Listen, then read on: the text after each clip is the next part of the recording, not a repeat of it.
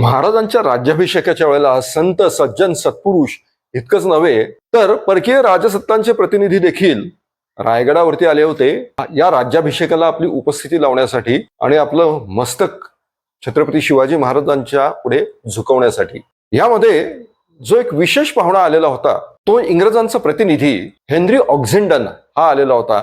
त्याच्याबरोबर दोन त्याचे सबऑर्डिनेट्स होते, त्यातल्या एकाचं नाव आहे जॉर्ज रॉबिन्सन आणि दुसरा आहे थॉमस मिशेल। मित्रांनो, हेनरीनी त्यावेळेला जो राज्याभिषेक पाहिला ना, हेनरी जरी महाराजांचा किंवा आपल्या स्वराज्याचा अगदी थेट नसला तरी इनडायरेक्ट का विना तो प्रतिस्पर्धी आहे, परंतु तो देखील या राज्याभिषेकाला उपस्थित होता। किंबहुना महाराजांनी त्याला ते निमंत्रण धाडलेलं होतं मुंबईच्या इंग्रजांना, आणि तो जेव्हा आला महाराजांना भेटण्यासाठी तेव्हा त्यांनी जो राज्याभिषेक पाहिला त्या राजसभेचं वर्णन त्यांनी केलेलं आहे, सिंहासनाचं वर्णन त्यांनी केलंय, सिंहासन कसं होतं, कोण कुठे बसलेलं होतं आणि सिंहासनाच्या बाजूला कोणकोणती राजचिन्ह झळकत होती, सिंहासनाचा डौल नेमका कसा होता, त्याची मंडपी म्हणजेच मेघडंबरी कशी होती, हे आज जे आपल्याला कळतंय ना ते त्या हेनरी ऑक्झिंडनची जी डायरी आहे त्या डायरीत त्यांनी जे वर्णन केलेलं आहे, त्याचं जे टिपण काढलेलं आहे त्याच्यामुळे कळतंय। हेनरीने महाराजांसाठी 1650 रुपयांचा नजराणा आणलेला होता। त्याच्यात काय काय आणलेलं होतं,